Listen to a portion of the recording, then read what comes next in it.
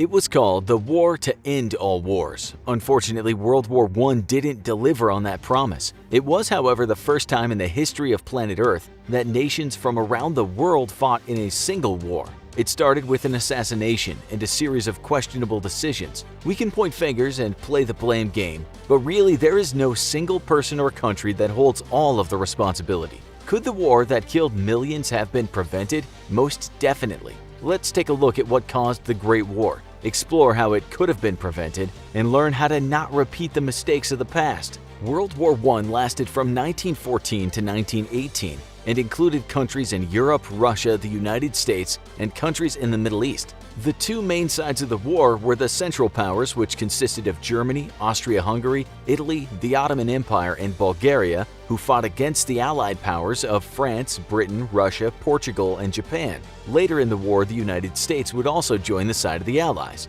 But what happened? Why did all of these nations get involved in one of the most disastrous wars in history? Let's explore the mechanisms and missteps that led to the First World War. Although there were many players in World War I, the conflict started with Serbia and Austria-Hungary. The Serbian government was eager to claim more territory for the nation. Serbia was already in a state of aggression due to the Balkan Wars that just ended a year before the start of World War I. After the Balkan War, Serbian nationalists wanted to liberate the South Slavs of Austria-Hungary, thus unifying the Slavic peoples under one nation. The extreme nationalism led to the assassination of the Archduke Franz Ferdinand, who was heir to the Austro-Hungarian Empire. At 11:15 a.m. on June 28, 1914, Franz Ferdinand and his wife Sophie, Duchess of Hohenberg, were shot to death in Sarajevo, Bosnia by Gavrilo Princip. Princip was a Serbian extremist who had connections to a secret society called the Black Hand. The assassination was the match that ignited the First World War. However, there were many other factors that led to the powder keg that would explode. Should the assassination of Franz Ferdinand have led to an all-out war? Probably not. There's more to the story here. In the shadows lurked Kaiser Wilhelm II, who may as well be much to blame as Gavrilo Princip in starting World War I. Wilhelm II was the leader of Germany, and he was diabolical. Kaiser Wilhelm II wanted a strong Germany that dominated Europe both economically and militarily in strength. He did not want Russia or Great Britain to have more influence and power than he did. Therefore, Wilhelm II allied himself and Germany with Austria-Hungary. He knew that if Austria-Hungary went to war with Serbia, then Russia would come to Serbia's aid. This would drag Russia's ally France into the conflict. We'll examine later why Wilhelm wanted this war to happen so badly. Kaiser Wilhelm II secretly funded Austria-Hungary in their endeavor to suppress Serbia. He allowed Germany to give Austria-Hungary a carte blanche or blank check. Basically, Germany would fund the war effort using their wealthy economy to ensure Austria-Hungary came out on top. With the assassination of their heir and the backing of Germany, Austria-Hungary felt empowered to start their war with Serbia. They sent Serbia an ultimatum with such harsh terms that it was impossible to accept. There was only one alternative: war. But there was more to the story. The decisions of Austria-Hungary and Germany were clearly geared toward war. It's undeniable that World War I started because of these aggressive decisions, but could the whole conflict have been avoided if other countries had made better decisions? Were there strings being pulled behind the scenes by the countries on both sides of the war? Let's find out. First, let's take a look at the Triple Entente nations, which consisted of a secret pact between Great Britain, France, and Russia. Could any of these nations have secretly wanted a world war to heighten their power? Could there have been a secret plot by the Allies to set up a war they would eventually win? Russia is, and always has been, a large, powerful nation. What could Russia gain from a war against the Triple Alliance of Germany, Austria-Hungary, and Italy? At first glance, Russia's role in World War I seems to be based around supporting their ally of Serbia, but as we look closer, it seems that Russia's alliance only played a superficial role in their decisions to go to war. In fact, Russia barely even tried to find a diplomatic solution to prevent the conflict. Instead, they immediately started to deploy troops and ramp up military production once Austria-Hungary showed aggression towards Serbia. It would seem Russia had no intentions on working out the conflict diplomatically. History shows it was Russia, not Germany, that mobilized its military first. Russia may have wanted the war to claim more territory and power for the nation, but there was another player on the Triple Entente side who may have played a behind-the-scenes role in starting World War I. France did not make any outwardly aggressive moves in the months that led to the outbreak of war, but they were making secret strategic moves. France may be the only reason that Russia prepared for war in the first place. During talks of what was to be done about the Central Powers, France offered Russia its own blank check. The stipulation was that Russia would help Europeanize the Austrian-Hungary Empire. France had an idea of what this part of the world should look like, and rather than entering directly into a conflict, they funded the Russian military to start a war that they could benefit from. France encouraged Russia's aggression toward Austria-Hungary and Germany. French leaders seemed to not like the idea of having a powerful nation of Germany right next door. If Germany was focusing on fighting Russia on the Eastern Front, it would provide France with the opportunity to either protect itself or launch an uncontested invasion into Germany from the Western Front. It would seem that things did not play out exactly as France predicted because of Germany's deployment of troops to fight on both the Russian and French fronts simultaneously. Now, if the shady actions of France leading up to the start of World War I surprised you, then what Great Britain did may shock you even more. Britain was a dominant force in colonization and had control of the seas with their powerful navy. Would they benefit from an all-out war in Europe? Germany was becoming powerful, both economically and militarily. Britain knew that this was a big threat to their empire. In the eyes of Great Britain's leaders, the world wasn't big enough for both a German empire and a British empire. If Germany continued on the path it was headed, Britain's global dominance of the seas and financial system would be threatened and perhaps lost. This was unacceptable to the leaders of Great Britain.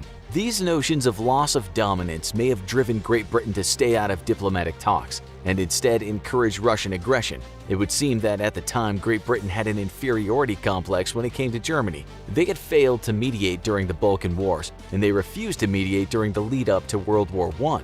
The thought process may have been that the more conflicts Germany was a part of, the more likely they were to be weakened. Great Britain had clearly won the naval arm race by 1910. It just seemed that it wasn't enough. They were still living in fear of Germany's threats, and it would appear rightfully so as history showed over the next several decades. It needs to be said that if Great Britain wanted to prevent war, they should have contributed to the mediation discussions. The fact that they actively avoided the mediation shows Britain might have had other motives, especially if war meant a weakened Germany. History is written by the victors. Therefore, history textbooks tend to attribute most of, if not all of, the blame for World War I to Austria-Hungary and Germany. You have to wonder who would be blamed if the outcome of the war was reversed. We discussed how the nations of the Triple Entente were by no means free of blame for the start of the conflict, but let's take a closer look at the motives and actions of the Triple Alliance, which was the secret pact between Germany, Austria-Hungary, and Italy. Let's find out if they really are to blame, like so many textbooks say. Other than retaliation, what was Austria-Hungary after? In a word, territory. Austria-Hungary wanted to add more land and people to its already large empire. More land equals more resources and more men for their military. Austria-Hungary had its sights set on Serbia for a while. The assassination of Archduke Franz Ferdinand allowed them to perfect the opportunity to make their dreams of taking over Serbian lands a reality.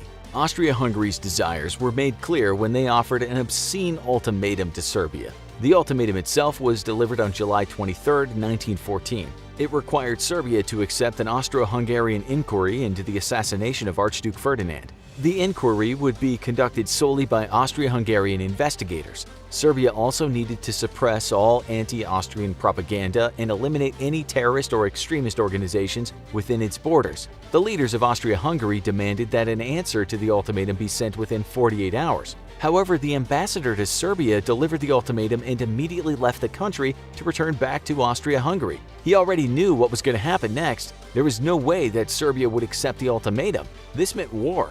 The ultimatum served one purpose. Austria-Hungary knew Serbia would never accept their terms, but they also knew if they attacked without warning, it would make Serbia look like the victim. By sending the ultimatum, it pushed the burden of avoiding war onto the Serbian government. This way, Austria-Hungary created the illusion of giving Serbia a chance to stop the war. When they didn't, Serbia would look like the bad guy. But the ridiculous ultimatum did not stand up to the test of history, and Austria-Hungary is still seen as the aggressor. Really, what it came down to was that Austria-Hungary wanted to control more territory in the Balkan region. They needed a reason to go to war with Serbia to secure that land, and they found it in the assassination of their Archduke. Was the assassination a reason to conduct an all-out war? Probably not, but it was sufficient enough reason for the Austria-Hungary government at the time. However, none of this would have been possible without one key player, and I'm sure you can guess what's coming next: Germany. In the eyes of many historians, Germany is to blame for the First World War. Why was Germany considered the most responsible in a conflict they did not directly start? It's mostly because they alone had the power to stop the war between Austria-Hungary and Serbia. All they needed to do was withdraw their blank check, and Austria-Hungary would not have the financial ability to support a war with Serbia. This would have kept Austria-Hungary in check, and they would have never issued their ultimatum. Germany also knew that if Austria-Hungary went to war with Serbia, Russia and France would both get pulled in. It was almost as if Germany needed to find a way to declare war on their competitors in the region without doing it themselves. Germany could never just outright declare war on the other nations, or they would risk unifying the entire continent of Europe against them. But by strategically destabilizing the Balkans, they could goad Russia and therefore France into a war with their ally, thus allowing Germany to start a war to suit their needs. The other reason that Germany wanted war was because it had peaked as a nation. If Germany allowed the rest of Europe to catch up, they would lose power and prestige. This upset no one more than Kaiser Wilhelm II, who was an angry militaristic autocrat. He believed that he was predestined by God to lead his country to greatness. He hated diplomats and maintained that the only way to ensure Germany's spot of power was through war. He knew it was now or never if Germany was going to become the predominant world power. When a power-hungry autocrat is in charge of one of the world's most wealthy and armed nations, there's only one outcome: war. In the end, World War I was caused by many different factors and countries. There's not just one person or nation to blame. However, some are more responsible than others. If the leaders of Europe were less hungry for power and more willing to sit down and negotiate, the war could have been avoided. Make no mistake, World War I was not unavoidable, but the leaders in charge saw war as a desirable outcome, or were forced into it by their allies, a situation that would repeat itself again 21 years later.